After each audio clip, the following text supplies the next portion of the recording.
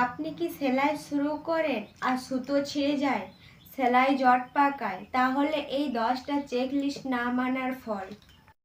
1 number, সুই ঠিক আছে তো? সুই ভোঁতা বা বেঁকে গেলে সেলাই কখনো সুন্দর হবে না। 2 নাম্বার, সুই সঠিক দিক দিয়ে বসানো। সুই উল্টো করে বসালে সুতো বারবার ছিঁড়ে যাবে। 3 নাম্বার, উপরের সুতো ঠিকভাবে পরানো। একটা লুপ মিস করলে সুতো বারবার ছিঁড়ে যাবে। 4 নাম্বার, ববিন ঠিকভাবে বসানো। ববিন ঠিকভাবে না বসালে নিচে সুতো জট পাকাবে।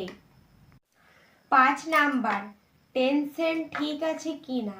ঢিলা হলে ঢিলা সেলাই হবে, টেনশন ঠিক না থাকলে আর শক্ত হলে কাপড় কুঁচকে যাবে। 6 নাম্বার, প্রেসার ফুট নামানো। এটা নামানো না থাকলে কাপড় এগোবে না।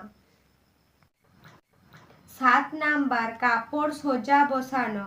বাঁকা বসালে সেলাইও বাঁকা হবে।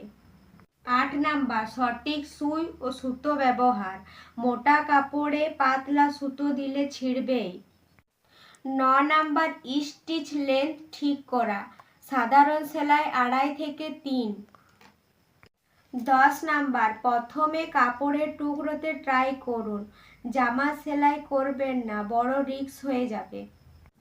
এই 10টা চেকলিস্ট মানলে আপনার সেলাই একদম পারফেক্ট হবে।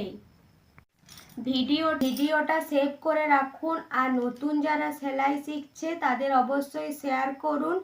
আর স্মার্ট সাথী সেলাই টিপস পেতে চ্যানেলটি অবশ্যই ফলো করে রাখবেন।